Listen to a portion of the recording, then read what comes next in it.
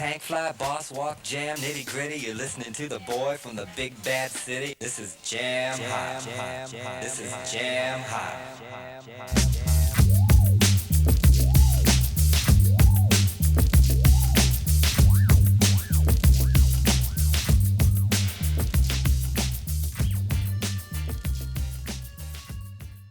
Even the most enthusiastic of cross fanatics would have to admit that it has been a long cyclocross season in Scotland this time around. That's no bad thing, but it was going to be interesting to see how enthusiastic people managed to remain for what is generally the most talked about cyclocross race on the Scottish calendar.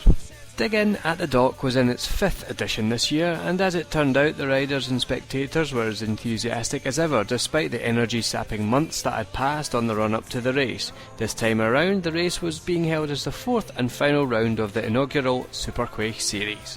The series itself seems to have been a success, which means that it's likely to be repeated next year, albeit with a few minor tweaks. Davy Lyons of Wheelbase had wrapped up the season and was busy pretending to be in training in Benidorm of all places, so wasn't present at the race in Bo'ness. There were also rather a few notable absences, but despite this a very competitive field amassed for both the A and B races. Many of the riders in the B race had been used to A racing in the other rounds of the Super Quaich, but the field was always going to be a bit stronger at Bo'ness. This gave some of them the opportunity of a win in the B race, which would no doubt be a refreshing break from finishing in the low positions in the A races for the previous 3 rounds. The B race kicked off at a good pace, as riders seemed to be thinking about getting a decent position before hitting the cobbled straight. Brian Hutton, the one-man two-wheeled army, took the lead but was soon on his arse before even reaching the cobbles. All dreams of victory were over, as was his race. Local club, the West Lothian Clarion, had plenty to cheer about, with time trialist extraordinaire Ian Elliott hitting the pointy end of the race.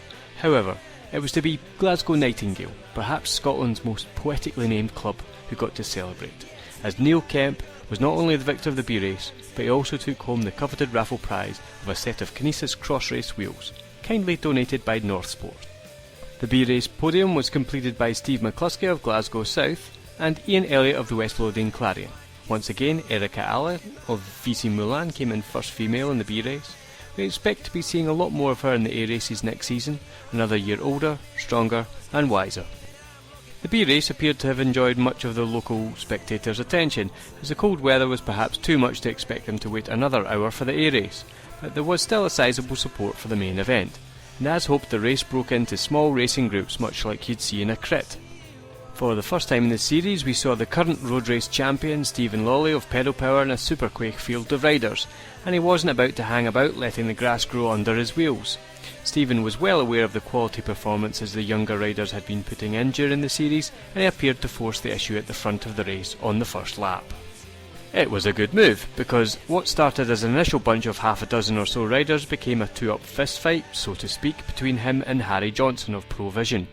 Harry had tasted victory in the SCX series at Strathay Park on a wet and muddy day. Today's course, however, was quite different. Harry began putting on some pressure and Lawley was able to put up a response, if somewhat delayed. However, the competition for first place became rather easier to call when Lawley rolled a tub on the 4th lap. This was a tad unfortunate for the onlooking spectators, as well as Lawley, as the race was shaping up to be a close call. To say that Bo'ness is a power course is somewhat of an understatement, and local lad Cameron Mason, who is just 15 remember, was unable to put on the kind of display we've seen from him in other Super Quaich races. It was clear from the 4th lap onward that barring a mechanical, Harry Johnson was on course to victory. The remaining podium places were tougher to call, however. The group of chasers was whittled down to Sean Flynn of Edinburgh Road Club, Craig Gow of Tyneside Vagabonds and Gary McRae of Leslie Bikes, who was older than the combined ages of his fellow chasing riders. There was a lot of good racing happening in this group and a lot of chasing happening behind. There were plenty of attacks going on. This group initially had 5 or 6 riders, but the furious racing had whittled it down to just these 3. In the end, Gow was able to wrestle second place from his fellow chase group riders, and the wise old head of McRae got him his first podium finish at the Bo'ness race in 3rd. The other battle taking place on the day was that for second place in the series. Lyons had the win sewn up, but the finishing positions of Gary MacDonald of Hope Racing and Ian Dunlop of VC Milan would decide who would be second and who third. In the women's battle, 3 riders were initially close together. There were the series winner-elect Anne Ewing of WV Breda, Lucy Grant of People CC, and Isla short of the Novus OMX Pro Team.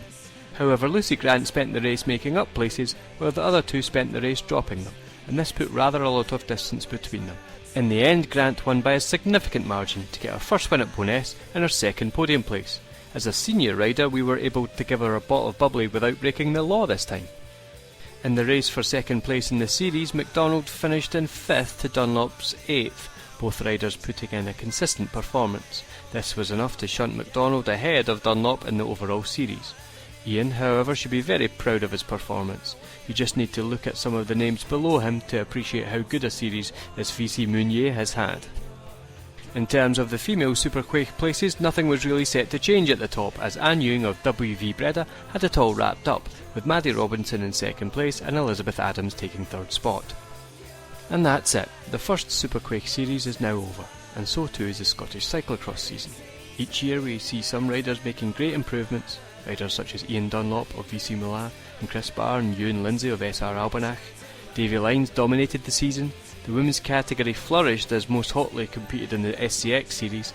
Also, we got the chance to see what a lot of these youth riders are made of. The National Trophy Series might not want a round in Scotland, but that's their loss. Cyclocross here just keeps on getting better and better. Thank